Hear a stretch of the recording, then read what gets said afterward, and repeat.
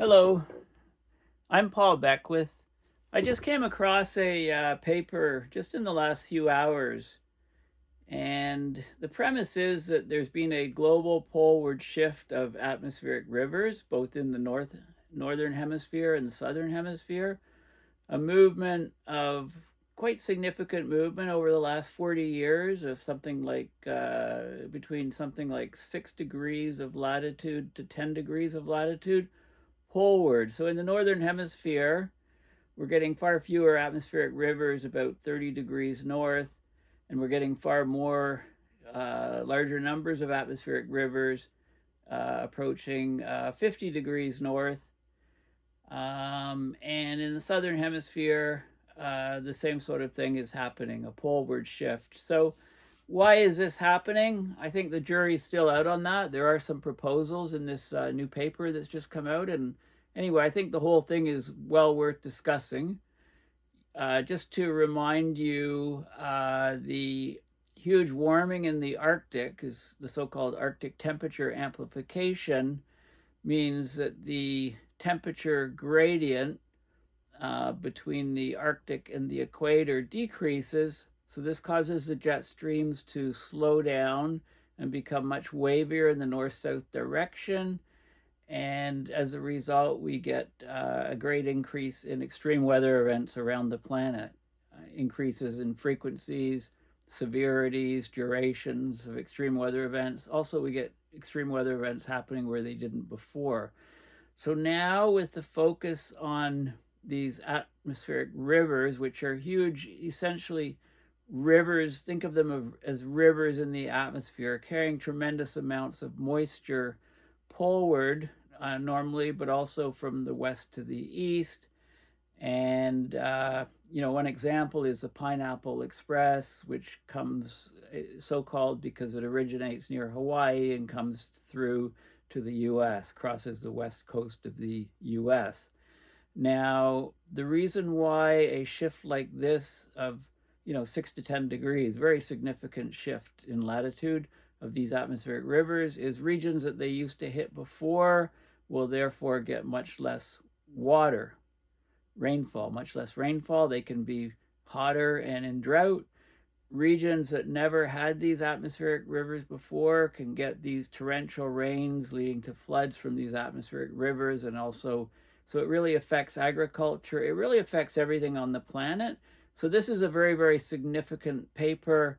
I think it will get a lot of press, and let's have a look at the paper and the press release.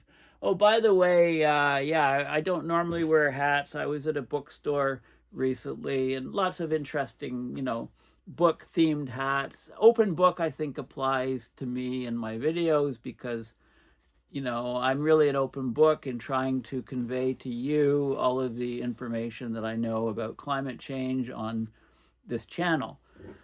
So also just a reminder, I am going to COP29. I'll be leaving in a couple weeks, and please consider donating either on my website, paulbeckwith.net, or on my GoFundMe page. I'll show you the link a bit later in the video towards the end to support my, well, I'll show it to you, to support my, research and videos and defray some of my trip expenses, which are all out of pocket. So thanks for coming to my channel, and thanks for dialing up this video. So just show you before I forget, this is the my website, paulbeckwith.net, and you can donate on PayPal to support my research and videos. This is there's a link in the description to this GoFundMe, and there's a GoFundMe specifically in aid of supporting my trip, airfare, hotel expenses, etc. And I'll be doing loads of videos en route, up to, en route, during, after, because many organizations release their reports for the conference to talk about at the conference. So there's no lack of material in the next little while for you on climate change. Okay, so So this is my X feed, and I just reposted this about 4 hours ago. Atmospheric rivers have shifted towards the Earth poles, bringing big changes to weather. It's in IFLScience. So let's have a look at that article first. Okay, so atmospheric rivers have moved between 6 degrees to 10 degrees closer to the poles over the past 40 years, according to this new peer-reviewed study. Okay, so this is an example. This shows North America, California. We've got this vast river of moisture and air and clouds that is moving in this direction over the coast. This is an atmospheric river known as the Pineapple Express. Atmospheric river, Pineapple Express, just because it originates near Hawaii and it's captured by satellite moving over the coast of the U.S. So atmospheric rivers transport water vapor high above the Earth's surface. They've shifted position. It's a radical change. It's a huge change, actually, 6 to 10 degrees of latitude towards the pole, in both poles. It impacts weather patterns and rainfall patterns across the planet. So this is a study by scientists at UC Santa Barbara being a place that's affected greatly by these atmospheric rivers, or lack of them now because of the shift. So they found in this study that atmospheric rivers in both hemispheres have moved about 6 to 10 degrees closer in latitude to the poles over the past 40 years. So the areas affected by the atmospheric rivers are further north in the northern hemisphere now and further south in the southern hemisphere than they used to be. Now, they argue that the underlying cause of the shift is cooling in the eastern tropical Pacific over the past 4 decades, although that chain of events remains to be fully explored. So I'm not convinced on their explanation, but that's their working explanation. So atmospheric rivers are flowing streams of water vapor in the Earth's atmosphere. They have a major impact on levels of rain and snow in places that they cross. They vary widely in size, in width, intensity, length. The average one can convey the same amount of water vapor as the water flow at the mouth of the Mississippi River. So they carry vast, huge amounts of water in the atmosphere. One of the most famous is known as the Pineapple Express, which is a strong atmospheric river that delivers moisture from the tropical Pacific around Hawaii, right? Originates near Hawaii towards the west coast of the U.S. and Canada. When this band of balmy, moist air reaches the west coast, it can cause significant downpours across California, Oregon, Washington, and British Columbia. Okay, so here's one. You can play this video. You can see the motion of the atmospheric river crossing the west coast. It's estimated that about half of the rain and snow on the U.S. west coast is delivered by atmospheric rivers. So a shift in these atmospheric rivers is a really big deal to California. This isn't just a North American phenomena. Atmospheric rivers influence the weather and they distribute precipitation all over the world. So this new research indicates that the recent poleward shifts of atmospheric rivers by 6 to 10 degrees of latitude northward in the northern hemisphere and southward in the southern hemisphere, so shifts towards the poles over 40 years, will have a profound effect on world weather systems in the years ahead. Right? The regions that used to rely on the atmospheric rivers for their precipitation could face increased droughts and heat waves. Regions in higher latitudes where the atmospheric rivers have moved to will see heavier rainfall, stronger storms, and more flooding. For a region like Southern California, the northward movement of atmospheric rivers could reduce rainfall even further, so there'll be more problems with water scarcity, droughts, and wildfires in Southern California.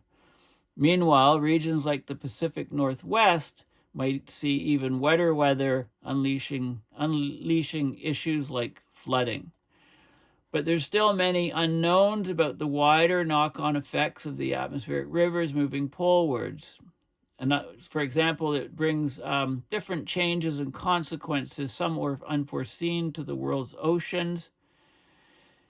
right, these prominent shifts of atmospheric rivers over the extratropical ocean, especially in the southern hemisphere, right? A southward shift of 6 to 10 degrees of atmospheric rivers in the southern hemisphere means that the water mostly falls over the ocean. So how the ocean responds needs further attention and study. So let's have a look at the paper in Science Advances.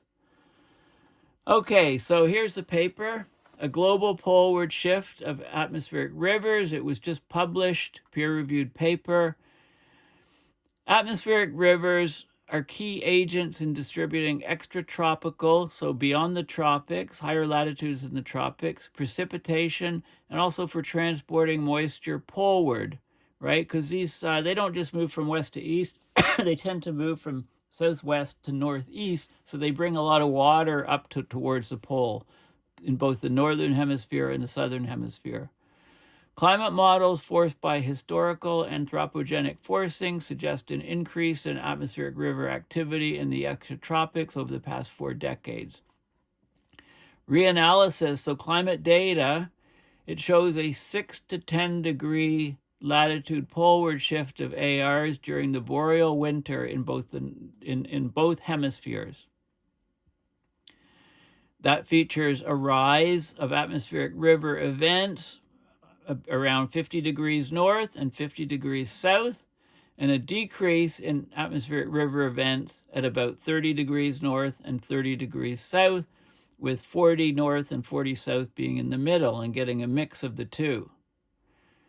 So the analysis in this paper shows that low-frequency sea surface temperature variability in the tropical eastern Pacific which exhibits a cooling tendency since 2000, slight, about half a degree, but nonetheless slight, still cooling. They think that plays a key role in driving this global atmospheric river shift, mostly over extratropical oceans through a tropical-driven eddy-mean flow feedback. I think this is just an effect and not a driver. I think it's the general changes in the polar temperature amplification that's driving the atmospheric river shifts. The same thing that's driving the jet streams to slow down and become wavier, I think, is driving this atmospheric river shift. And I think this is just another effect of it, the sea surface temperature. But that's just my cursory initial impression. This mechanism operates on interannular timescales, it affects the ENSO, the El Nino Southern Oscillation. It's less pronounced over the Southern Ocean. There's weaker eddy activity during Australian summers. So there's a sensitivity of atmospheric rivers and where they hit, where they operate, to large-scale circulation changes driven by internal variability and external forcing. Okay, so there's a very good description here in the intro. So I'll just cover a few of the key points. So accelerating global warming in recent decades, that's contributed to an increase in the frequency and severity of extreme weather events globally, right? That includes heat waves, droughts, flash droughts, extreme precipitation events, floods, winter storms. There's more occurrences of such extremes that regulate the hydrological cycle. The water cycle is on steroids. We're getting an intensification of hydroclimate extremes, droughts in some places, floods in other places. That's causing agricultural and ecosystem disasters. These changes, of course, pose diverse threats to human society, so we need to understand the underlying mechanisms of these shifts in extreme precipitation and hydroclimate water patterns. Okay, so we have overall anthropogenic forcing, warming, global warming. It's inducing a poleward shift of certain extreme weather events like mid-latitude extratropical storms, tropical cyclones, in particular in the southern hemisphere. This shift is attributed to various mechanisms induced by global warming. So warmer sea surface temperatures, right, is one of them. Increased atmospheric river water vapor, or atmospheric water vapor, which feeds atmospheric rivers, obviously, on a global scale. The increased meridional temperature gradients and also decreased meridional temperature gradients, I think they should say, between the tropics and the poles. enhanced subtropical static stability, stronger upper level winds, stronger jet streams over the subtropics, higher tropopause height, right? With warming, it moves up, and intensified troposphere heating in the tropics. So these mechanisms collectively contribute to the expansion and weakening of the Hadley circulation, and thus the poleward shifts of extreme weather events are viewed as a key signature of Hadley cell circulation expansion in many studies focusing on hydroclimate or water response to global warming, both in the past and future. Okay, so there's also internal variability. There's also the ENSO El Nino Southern Oscillation effects. There's something called the Pacific Decadal Oscillation Changes, or PDO. Those things can all regulate the location and strength of the mid-latitude jets and the width of the Hadley circulation cell. Okay, so there's a lot of interconnections and a lot of dynamics in the weather system. Now, atmospheric rivers are long, narrow corridors in the atmosphere that are characterized by strong horizontal water vapor transport. They can contribute to extreme weather events, especially when both strong extratropical storms and large-scale moisture supply are present. ARs, atmospheric rivers, have large impacts on extratropical weather extremes, mid-latitudes, poleward moisture and energy transport, polar moistening, bringing water to the poles, and various aspects of the extratropical hydrological cycle. Okay, so mirroring the observed poleward shifts in storm tracks documented in previous studies, we're getting a similar and concurrent poleward shift in atmospheric rivers, which is the whole focus of this study. There has been studies focused on regional variability, like in the North Atlantic, North Pacific, Southern Ocean. These studies primarily attribute the regional poleward shifts of the storm tracks to the poleward movement of the westerly jet induced by global warming. But the poleward shifts in atmospheric rivers still remain a topic of debate. Some studies indicate an equatorward shift in the North Atlantic and North Pacific. Others suggest the opposite tendency. Okay, so that's the whole purpose of this paper. So let's have a look at the results. I mean, it's very, very, very important. So here's, this is observed and simulated poleward shifts of atmospheric rivers. Okay, so this is showing latitude, the equator, northern hemisphere, southern hemisphere, and the AR frequency trend, days, months per decades. Okay, so days per month per decade, and you can see, so it shows you where most of the atmospheric rivers are happening and how some of the changes are happening. This is from data and from models. But it's easier to look at the map to see what's going on. So this is the observed, so from the data, the atmospheric river frequency trend. And what we're seeing is around 30 degrees north or so, we're getting much fewer atmospheric rivers, both in the northern hemisphere and in the southern hemisphere. When you go up to about 50 degrees north, we're getting a lot more. The red is a lot more atmospheric rivers in both the northern hemisphere and the southern hemisphere. Okay, so we're getting a definite shift, it seems. The centroid would have, halfway in between there. Anyway, they've determined that the net shift, the average shift over the last 40 years has been a movement of the atmospheric rivers 6 degrees to 10 degrees north. So a lot more at 50 north, a lot fewer at 30 north. In the southern hemisphere, a lot fewer at 30 south, a lot more at 50 south. Okay, so that's the net result. This is some computer modeling, which can show some similar, trends. And we can look at the height of the jet streams, the Z200 millibar trend height. We're seeing the height moving up in these regions. It's interestingly decreasing in Antarctica, probably because of the ozone effect. But we're seeing trends there, sea surface temperature trends. This is a slight cooling here, maybe up to, 0.2 degrees or something. I saw somewhere up to maybe 0.5 degrees. So we've got this is degrees Celsius per decade, slight cooling trend in this region. So they're tying a lot of what they're seeing happening to that. And I think it's more of a poleward to equator effect. And this is only yet another artifact of that, like the ARs. I'm not sure that this is driving the shift that they're seeing in the ARs, but that's what they're basically heading towards. They did a statistical analysis between the atmospheric river frequency and the circulation patterns. So they looked at this is the principal component of the statistical study, and then the second order component. So the principal component, this explains about 43% of the change. This is about 20%. You can see again that there's fewer atmospheric rivers in this region, right? Bracketing about 30 degrees south. And there's more bracketing this region as much as 50 degrees south. In the northern hemisphere, there's fewer in about the 30-degree range, and there's more at higher latitudes, although the trend doesn't seem as clear in the northern hemisphere in this image as it does in the southern hemisphere. And these are the heights.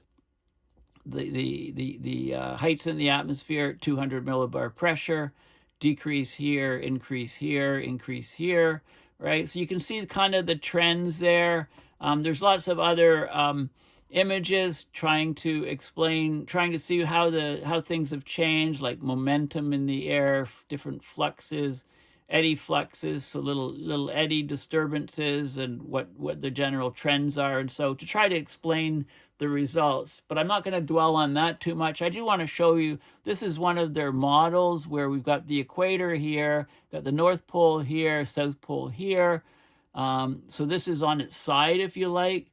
And we've got this slight cooling in the eastern tropical Pacific. They're saying that results because of a stronger Walker circulation, right, which pushes air this way, and it pushes so the Walker circulation, it keeps the hot air over here, and their tropical rainfall belts expansion, so La Nina-like conditions, if you like.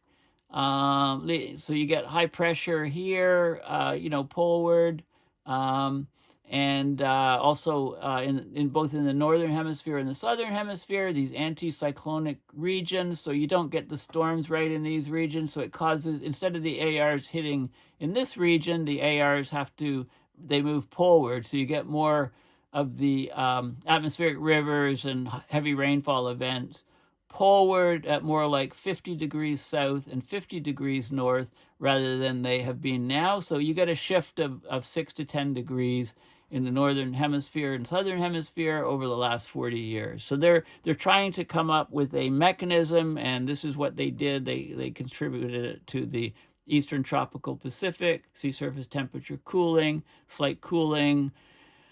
But here's another image of the AR. So they looked at the different computer models showing one extreme of the models versus the other extreme of the models, and they could find in the models a reduction of AR again at 30 north and more at 50 north, and more of them at 50 south in the southern hemisphere as well. Okay, so and they looked at the some other different models and things to try to look for consistency. So basically, what they show is that they show low frequency variability of ENSO strengthens the subtropical high pressures on both sides of the tropics.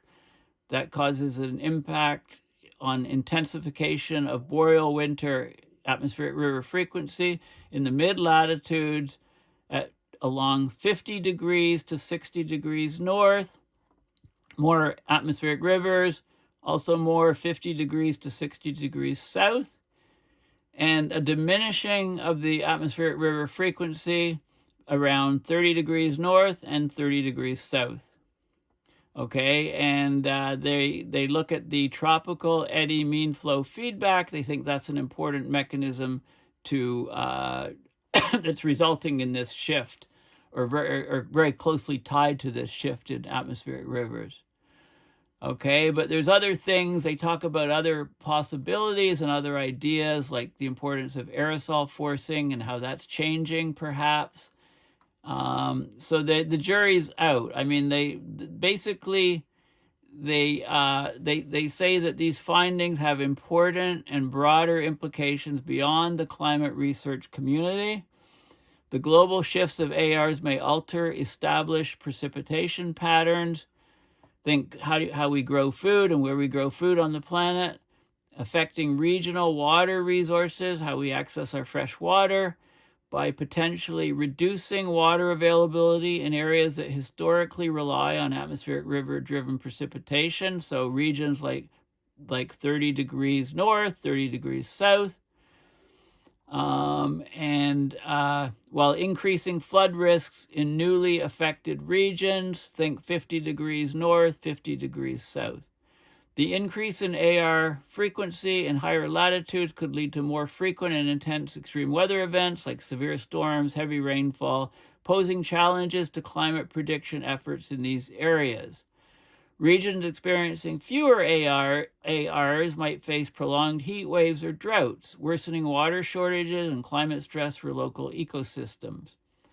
Considering the prominent shifts of ARs over the extratropical ocean, so especially in the southern hemisphere, that shift to higher latitudes in the southern hemisphere means that the ARs are all happening over the ocean.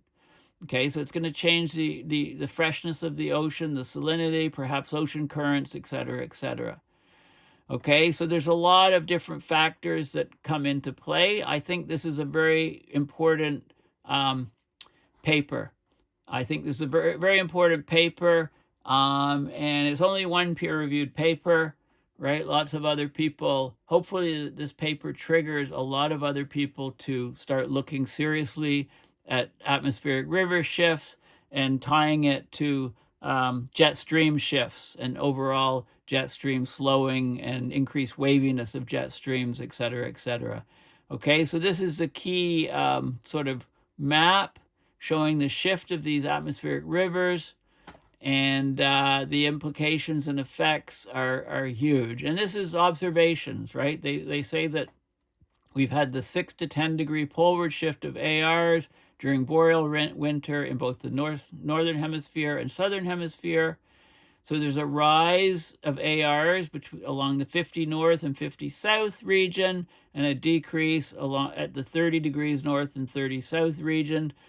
Right, and the ARs provide, as they said, about half of the rainfall on the west coast of the U.S., for example. So a shift northward means that California agriculture could be in real trouble, for example. Okay, so very, very useful article, very important finding. You can actually have a look on Earth Nullschool, and I just dialed up ocean wave, sea surface temperature anomaly, and you can see where, right now, this region here is what they're talking about as being colder, slightly colder than other parts of the ocean over the last 4 decades. And, you can swing around on Earth Nullschool and see what's what's basically happening. So right here, this is 20 degrees. This is right here. This is 30 degrees north. Okay, so if you look here, these regions are going to get much less rainfall, and they have been getting much less rainfall over the years because of the atmospheric river shifting. In a 6 to 10 degree shift, the scale between this is 30 degrees north, and this is 40 degrees north. So a 6 to 10 shift is a shift. It's a really huge shift. And more atmospheric rivers occurring up in this region means that we could expect a lot more flooding here and a lot drier regions over here. And you can spin around the globe and you can look at and see how it's affecting Europe. So this is 50 degrees north. This is 40, and 30. So the rainfall that falls here over the Mediterranean is likely to move up into other parts of Europe, right? Up into these regions. The UK, for example, could get way more rainfall. And, you can go in the southern hemisphere and see, well, look, this is, this right here is 30 degrees south. So the moist areas here from atmospheric rivers, well, those atmospheric rivers will now miss the bottom of Africa and go over the Pacific. And in South America, this region here, which gets the atmospheric rivers, they'll be moving down to sort of the tip of South America. Okay, and Australia will be greatly affected, right? This region here will get a lot less rainfall. Australia is not known as a rainy place, but this region here will get a lot less rainfall. So watch out, crop growing producing regions here as the atmospheric rivers shift down to here, completely missing the continent, changing ocean properties here where all the fresh water falls. So you can go around the planet, with this new information and get a lot of insights into what we have to look forward to moving out if these atmospheric river shifts keep occurring. And we've already had a massive shift.